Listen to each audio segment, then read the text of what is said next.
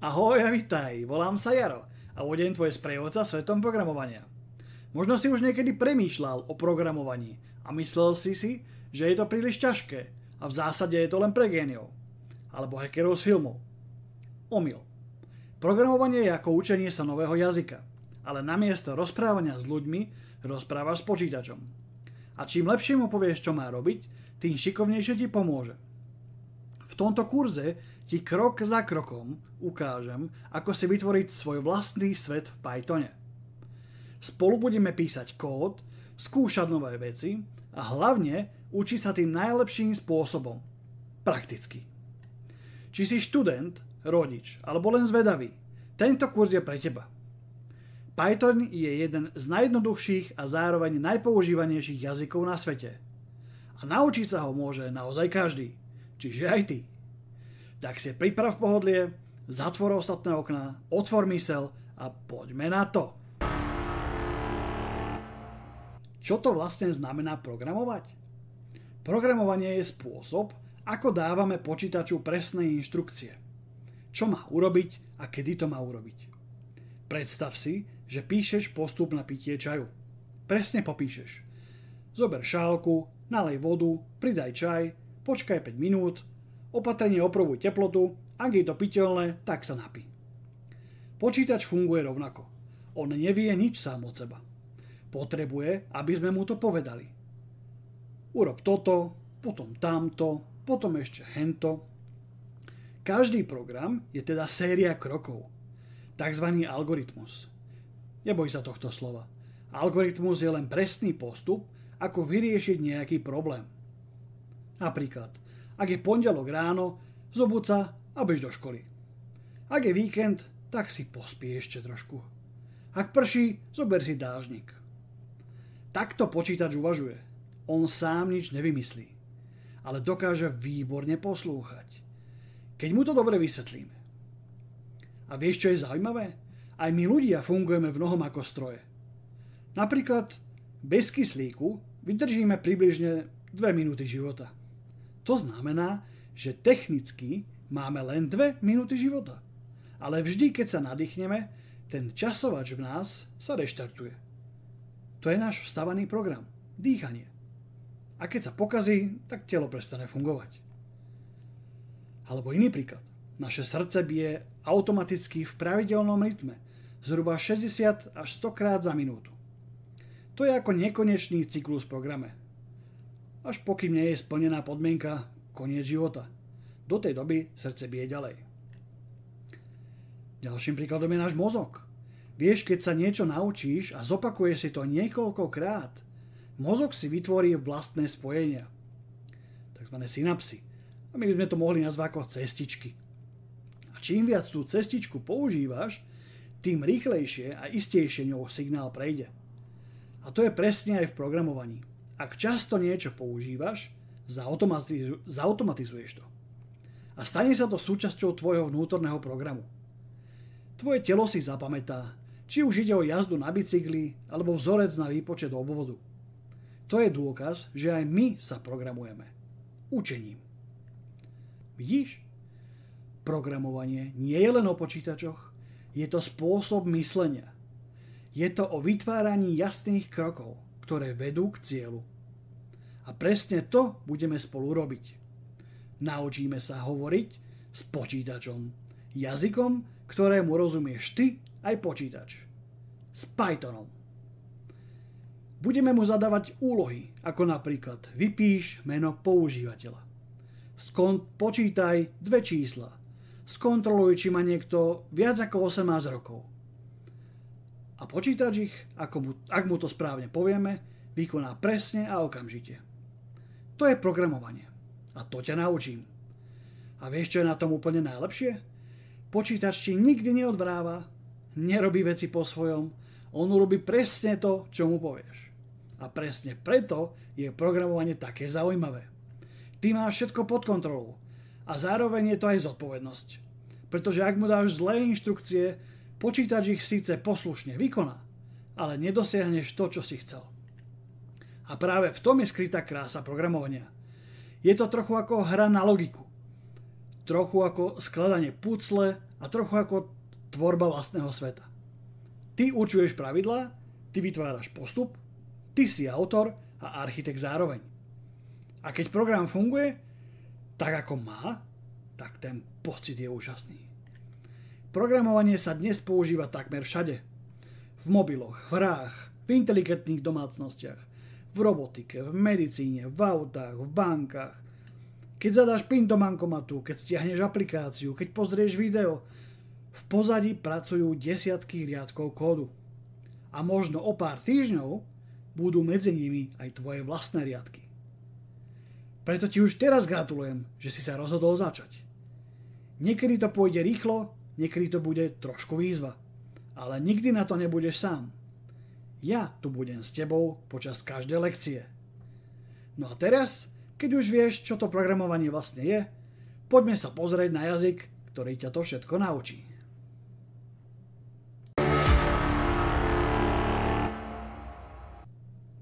Položme si ešte jednu otázku. Prečo práve Python? Zo všetkých programovacích jazykov, ktoré existujú, a že ich teda je naozaj veľa, je Python jedným z najobľúbenejších a zároveň aj najvhodnejších pre začiatočníkov. Vieš prečo? Lebo je čistý, jednoduchý a čitateľný. Pythonovému kódu nerozumie len počítač, rozumieš mu aj ty. Napríklad, toto je v Pythone úplne platný príkaz. Print do zátvoriek, do úvodzoviek, ahoj svet. To je celé. Nič viac nepotrebuješ. V inom jazyku by si musel napísať veľa zátvoriek, bodkočiarok a podivných výrazov. V Pythone stačí povedať vytlač túto vetu a hotovo. A presne preto si Python obľúbili nielen začiatočníci, ale aj veľké firmy a vývojári po celom svete. Veď Python dnes používa napríklad Google, YouTube, Instagram, Spotify, NASA. Áno, dobre počuješ. Aj vesmírne sondy a roboty používajú programy napísané v Pythone. A nie len to. Python sa používa aj v týchto oblastiach, ako je tvorba hier, webové stránky, analýza dát, umelá inteligencia, automatizácia úloh, práca s robotmi, aj vo vede. Inými slovami, čo chceš, to s Pythonom môžeš. A najlepšie? Nemusíš mať žiadne predchádzajúce skúsenosti. Stačí, že vieš zapnúť počítač. Máš chuť sa učiť a chce si to skúsiť. O zvyšok sa postaram ja a Python to s tebou zvládne. Vieš, ja som sa programovanie tiež raz učil úplne od nuly. Tiež som na začiatku netušil, čo znamená slovíčko for, čo je to premena, alebo ako sa robí cyklus. Ale s Pythonom som rýchlo pochopil, že učenie programovania nemusí byť strašidelné ani nudné. Môže to byť dokonca zábava. A preto som vytvoril tento kurz, aby si sa aj ty mohol učiť jednoducho, zrozumiteľne a vo svojom tempe. Nemusíš sa nikam ponáhľať. Každé video si môžeš zastaviť, zopakovať alebo si vyskúšať vlastný príklad. A ver mi, ten pocit, keď sa ti niečo podarí naprogramovať, napríklad keď ti počítač prvýkrát odpovie na tvoje inštrukcie, to je zážitok, na ktorý nezabudneš. A navyše, keď sa naučíš základy, otvoria sa ti dvere k ďalším možnostiam. K tvorbe hrám, hier, aplikácií, vlastných nástrojov. A možno raz aj ty vytvoríš niečo, čo pomôže iným, alebo zmení svet. Tak čo povieš? Dáme tomu šancu?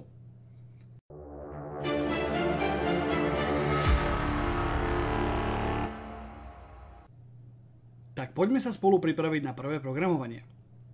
Aby si mohol písať svoje vlastné programy, potrebuješ dve veci. Samotný jazyk, teda Python, a prostredie, v ktorom budeš písať kód. Tomu hovoríme IDčko. ID je skratka pre Integrated Development Environment. Ale neboj sa.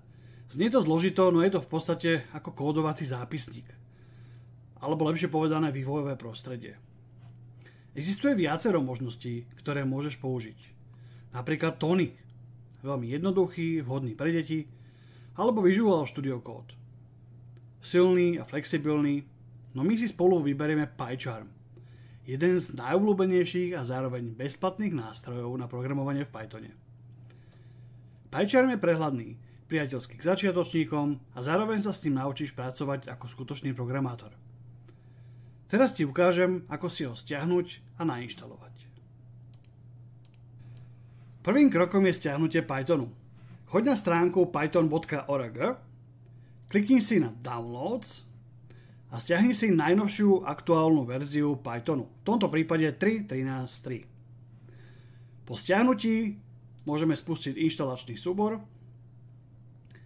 a tu je veľmi dôležité, aby sme zaškrkli add Python to path. Prečo a čo to vlastne znamená? Rýchlostný path je ako zoznam miest, kde počítač hľadá programy. Keď niečo napíšeš do príkazového riadku, keď zaškrtneš túto možnosť, tak tvoj počítač si zapamätá, kde je nainštalovaný Python. Vďaka tomu môžeš Python spúšťať odkiaľkoľvek, aj z terminálu, z editora alebo z iných programov. Ak to nezaškrtneš, budeš mať Python síce nainštalovaný, ale počítač ho nebude vedieť nájsť a môžu vznikať chyby. Preto to určite označ. Je to malá vec, ale veľmi dôležitá. Teraz môžeme kliknúť na Install Now. Po pár sekundách by mal byť Python nainštalovaný. Po inštalácii stačí zavrieť okno. Hotovo. Druhým krokom je stiahnutie PyCharmu.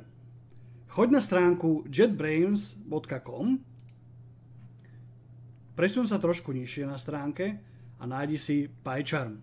Klikneme na PyCharm a tu si klikneme na Download. Môžeme si vybrať dve verzie, Professional alebo Community. My si však vyberieme tú, ktorá je nižšie, Community Edition. Tá je úplne zadarmo a stačí nám. Čiže klikneme na Download.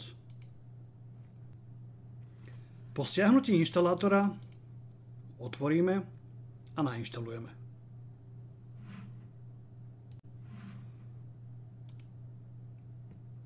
Stačí sa preklikať Nextom. Tu si nemusíme všímať nič, respektíve môžeme si dať na plochu, že chceme mať na spúšťanie PyCharmu.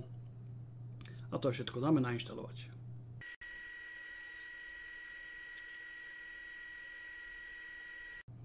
Po dokončení inštalácie si môžeme nechať spustiť náš PyCharm. Pri prvom spustení samozrejme treba si prečítať všetky podmienky. Keď s nimi súhlasíme, potvrdíme. V našom prípade si nebudeme posielať anonymné štatistiky. Dáme don't send. Tak super, máme nainštalovaný Python, máme otvorený PyCharm a teraz prichádza tá chvíľa, napíšeme náš úplne prvý program. Poďme na to krok po kroku. Najprv si v PyCharme vytvoríme nový projekt, uložíme si ho, v môjom prípade na pracovnej ploche mám zložku projekty Python, vyberiem a dám Create. Otvorí sa nám náš projekt. Teraz prejdem myšou na náš projekt v tejto ľavej časti, klikneme pravým tlačidlom myši, dáme New Python File, pomenujeme si ho ako napríklad program, dáme Enter a otvorí sa nám už priamo okno, kde môžeme písať náš kód. Takže historicky prvý kód, ktorý si teraz napíšeme, bude print, zátvorky, úvodzovky hore a napíšeme ahoj, svet. Tento príkaz hovorí počítaču. Vytlač vetu ahoj, svet. Slovo print znamená v angličtine vytlač alebo zobraz. A to, čo je v úvodzovkách, je presne to, čo sa má objaviť na obrazovke. Teraz si to poďme vyskúšať. Klikni pravým tlačidlom do súboru a daj Run program. V spodnej časti obrazovky sa ti zobrazí ahoj svet. Gratulujem! Práve si napísal svoj úplne prvý program v živote. Teraz sa možno pozeráš na obrazovku a hovoríš si: PyCharm má toľko okien, záložiek a čudných vecí. A ja ti rovno poviem, je to úplne v poriadku. Väčšinu z týchto vecí ani nepotrebuješ.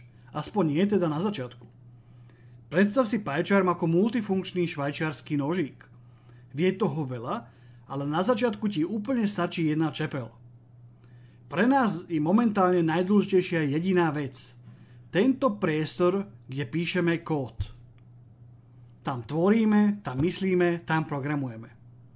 A keď klikneš na Run pravým tlačítkom, napríklad Run program, alebo trojuholníčkom tu na hore, tak sa nám spustí výsledok našej spodnej časti, tzv. Konzoly alebo terminálu. Všetko ostatné, tie záložky vľavo, vpravo panel, rôzne ponuky hore, to sú pomôcky, ktoré môžeš postupne objavovať. Ale teraz stačí ti vedieť len to podstatné, takže žiadny stres. Aj profesionálni programátori nepoužívajú všetko naraz. Programovanie je o tom, že ideš krok po kroku. A každý jeden krok, ktorý zvládneš, je malý úspech na tvojej ceste. A ty si už dnes zvládol veľký krok. Napísal si svoj prvý program. Tak si ho skús aj upraviť. A namiesto ahoj svet si napíš napríklad svoje meno. V mojom prípade Jaro. Teraz môžeme spustiť program a dole sa mi zobrazí moje meno, v tvojom prípade tvoje meno. Dnes máme za sebou prvú dôležitú časť. Nainštalovali sme si Python a PyCharm a vytvorili sme si náš prvý program. Teraz si daj pauzu a pustíme sa potom do druhej časti.